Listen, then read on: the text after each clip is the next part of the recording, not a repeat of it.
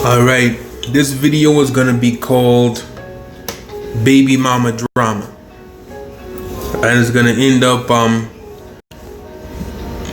with myself remembering why I have to take responsibility for things that I allowed to occur.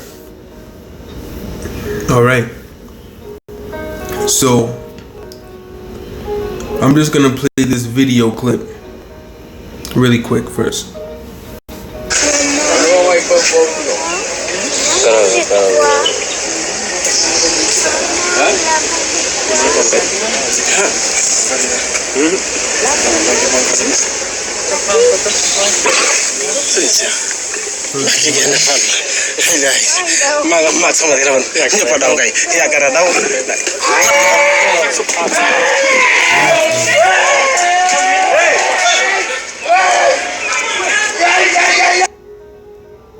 Now, why did I play that clip? I'll explain why. This video is going to be about baby mama drama. And I'm going to start, I'm not going to make this long. This is going to be less than 20 minutes, maybe 15 minutes max. It all started back in about 2001. Okay? Now, in 2001, I was 15 years old. I had just received my driving permit, or learner's permit, however they call it. And in those days, I haven't said 2001 in so long. In those days, if you had a driver's permit, you could only drive if you had someone in the car who had a license. Now, there was no stipulation about the age. So that meant as a 15-year-old that had my driver's permit or my learner's permit, my 16-year-old brother could get in the car with me and we could just go drive around anywhere as long as he had a license. All right? So someone had allowed me to use their car to learn how to drive. And I didn't have anyone to drive me. You know, I didn't have anyone to really teach me how to drive. I wanted to practice. And one day I decided, I got the smart idea. I mean, I remember this like yesterday. It was a sunny day. It was perfect weather. It wasn't hot. It wasn't cold. It was probably 75, 77, 78. And the only person that could drive with me was one of my cousins. My cousin was 16 years old. She had a license. She wasn't the baby's mother yet. Now, in the end, a lesson is going to be learned. In the end, all this is going to link back to the video this clip that I just played with the lion and the man putting his hand in the cage. All right, so I called my cousin. Let's call her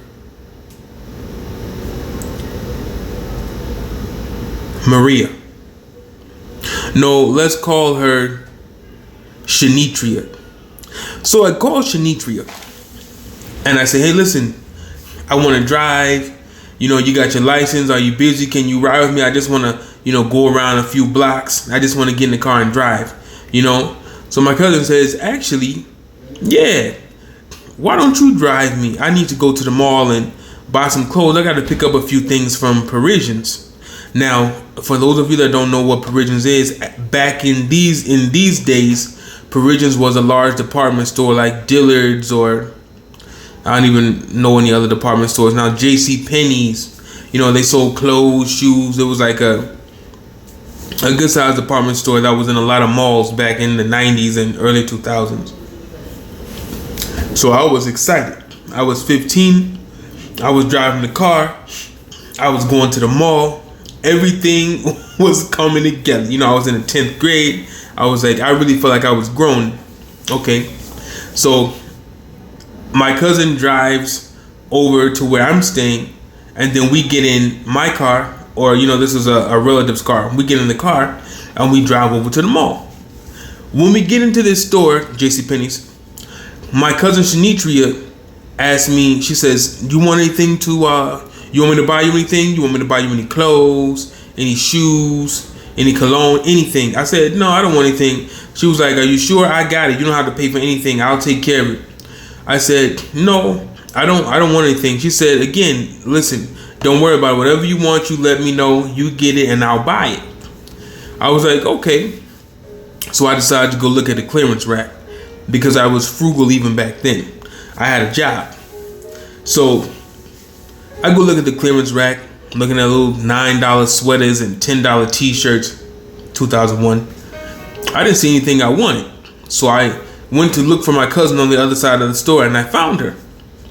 And I told her, I don't really want anything. She tells me again, whatever you want, you just get it. I'll pay for it. Don't worry about it. I told her, no, I don't want anything. I'm going to wait for you outside. So I go outside of JCPenney's into the actual mall. And I'm out there for probably 10 or 15 minutes. And my cousin never comes out. So I go back in to look for her. And she's at the checkout counter. My cousin, I left something out. My cousin, Shanitria, when we went to the mall and she told me that she would buy me whatever I wanted, she pulled $1,200 cash out of her purse and showed it to me. I didn't know at the time, but her boyfriend, who was also 16, was a drug dealer. He was a crack dealer. So he had given her this money to do with I don't know what. And back in those days, a 15 and 16-year-old didn't have $1,200. You might have had $12 or $20, or if your parents had money, you might have had maybe $40. I'm talking if you really had money, maybe you had $50. Someone who was rich, a 16, 15-year-old might have had $300 in their pocket. Maximum. In 01, you didn't have $1,200. You didn't even have a fucking job. I'm trying to keep this clean, no cursing. So anyway, so I was shocked when she showed me the money. I was like, where do you get that from? I didn't say it because I knew it was ill-gotten gain. So hell, I was like, whatever. It's got nothing to do with me. So anyway, I go back into the store and my cousin's at the checkout counter.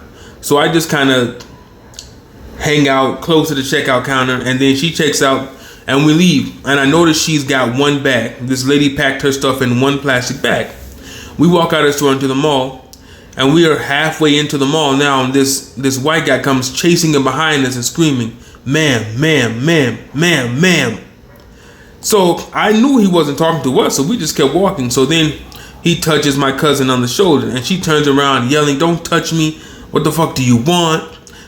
Why are you why are you yelling like that? So he says, we need you to come back into the store right now.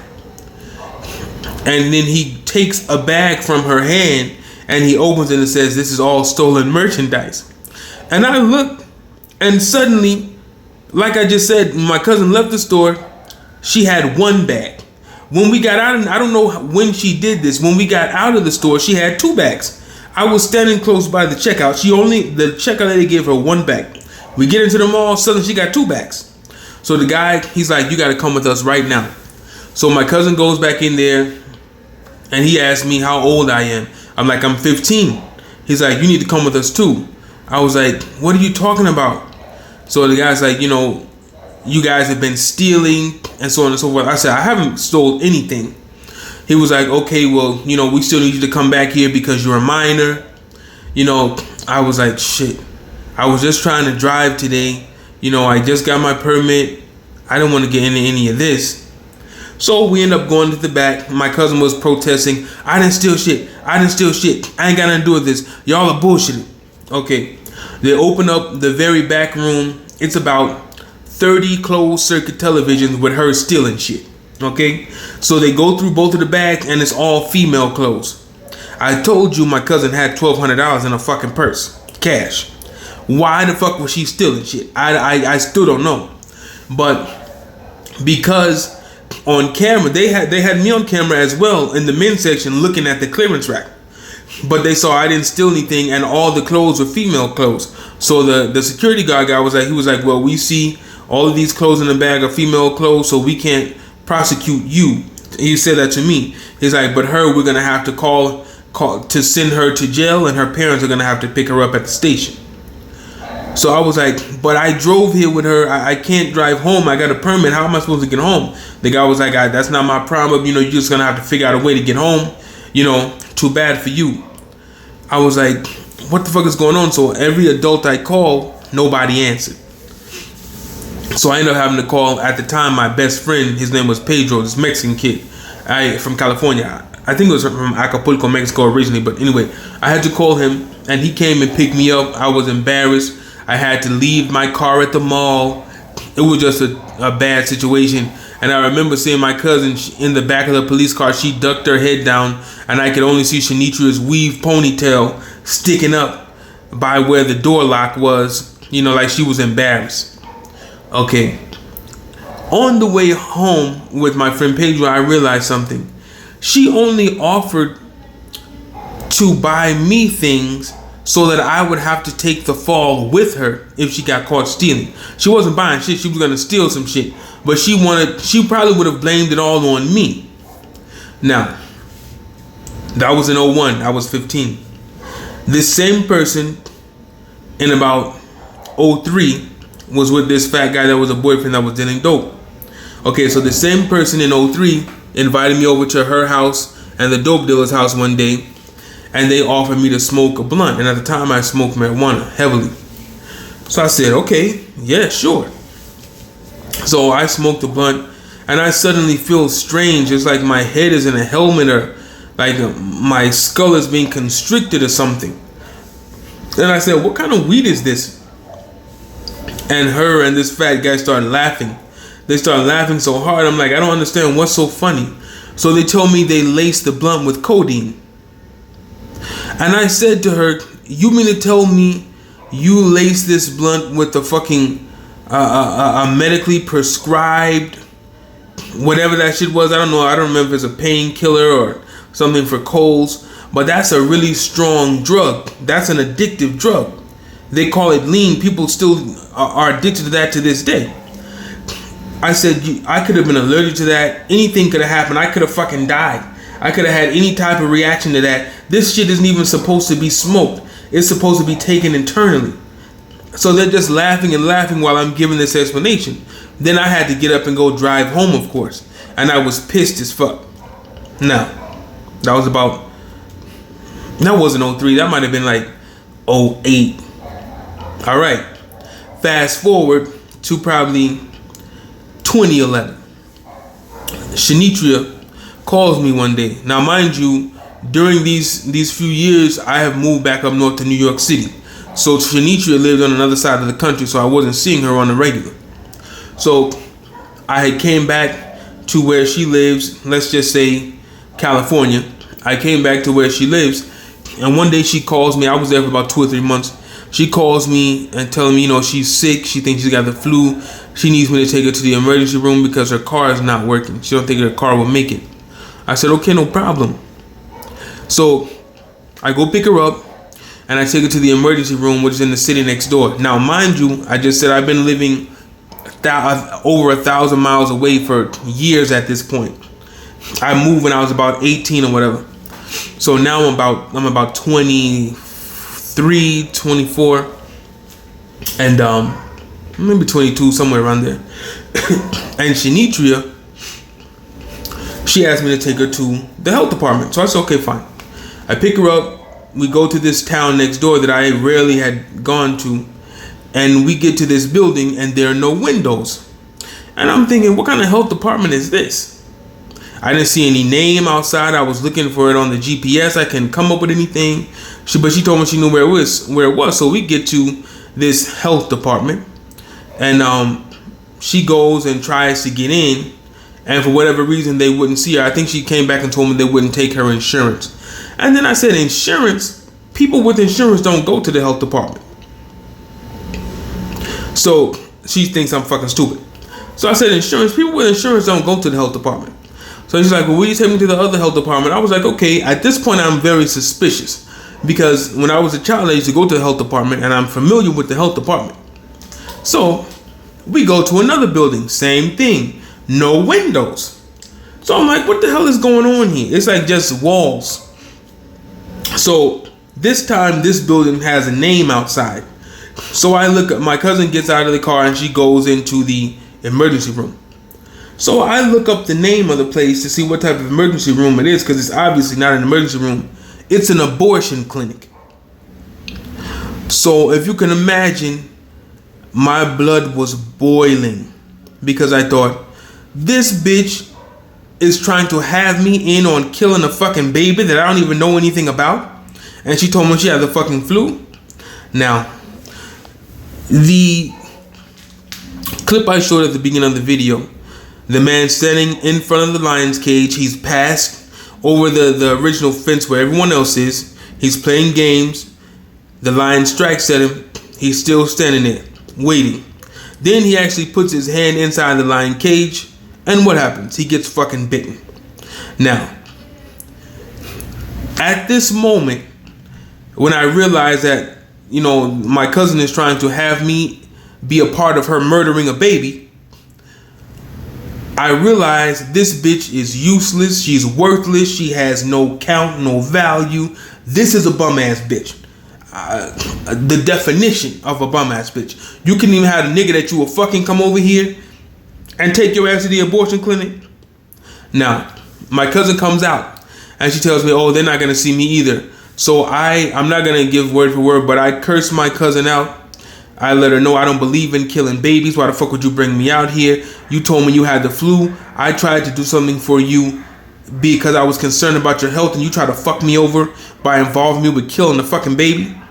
So she starts saying, oh, I'm sorry, I didn't mean to. So all that being said to say, that same person now is a baby's mother. Now, this person has been selfish all along, ridiculous all along. They have no fucking business with a baby. The end of this video is going to be me saying this. As my cousin, as you can see, she makes very irresponsible choices. So, because I was raised a certain way and my mother made irresponsible choices, when this cousin, Shanitria, had a son with a guy that didn't want to be a father, I started taking her son around, taking him here, taking him there, doing all these things. And she would call me to ask me if I could take him to places. And I didn't deal with her that much, but I would take her son out. Then, you know, I had some other things go on with my cousin. I loaned her a car. For free for about 7 months because she needed something to take her kids around. And in the end, after I gave her a car for free for 7 months, she told me I owed her money. Yes. So, long story short, I ended up having to let her kid go because after, you know, we had the issue with, you know, me getting the car back. You know, I don't know what she told the kid, but he felt, you know, he would have an attitude around me. I could tell he was uncomfortable, like he was upset or I don't know, something.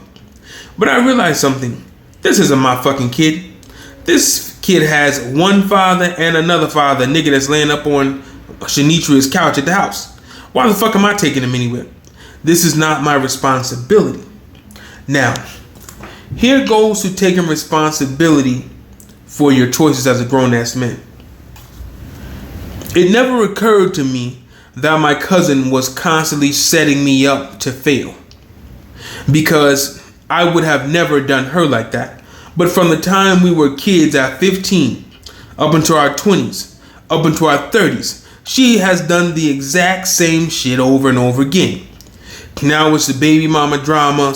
One of her baby mama number 4 from her new baby daddy wants to beat the baby out of her and all this bullshit. So I had to realize something. I had to let her go, and I had to let her fucking kid go. I don't deal with baby mothers at all anymore. This is why, because I've known multiple ones personally, and this is how they behave. They're irresponsible, they're ridiculous, they only know how to behave this way. They don't really care about themselves, their kids, or anybody else. So all this being said to say, at this point, I had to take responsibility, even though I was young and I didn't understand how someone could be so cruel and callous and inconsiderate. At this point, as a grown man, I had to take responsibility for my actions because I allowed this person to play these games with me because I didn't expect it. Now I expect this bullshit from her She's not allowed to do this because she has no access to me. I had to let her go. I had to let her kids go. I had to let her mother go. I had to let them all go. So all that being said to say, I was watching a video earlier, and this guy was talking about not dealing with single mothers. I absolutely agree. I don't fuck with them. You know, they're dangerous. They cause a lot of problems. This video was just to let you guys know, once someone tries to strike at your ass or bite your ass that one time, accept that. Don't try to make them be someone else. Don't try to make any excuses. Don't stay in a state of misunderstanding. Accept that they're vipers, that they're snakes, that they're wicked as fuck, and you gotta let them go. You gotta keep on moving. So stop trying to save these women that don't want to be saved. Take responsibility for your actions. The rest of them, you gotta let them struggle. I'm telling you the truth. This is reality. You gotta let them struggle and let them find out what life is about. All right. If you have any questions, let me know. Make comments. And that's all.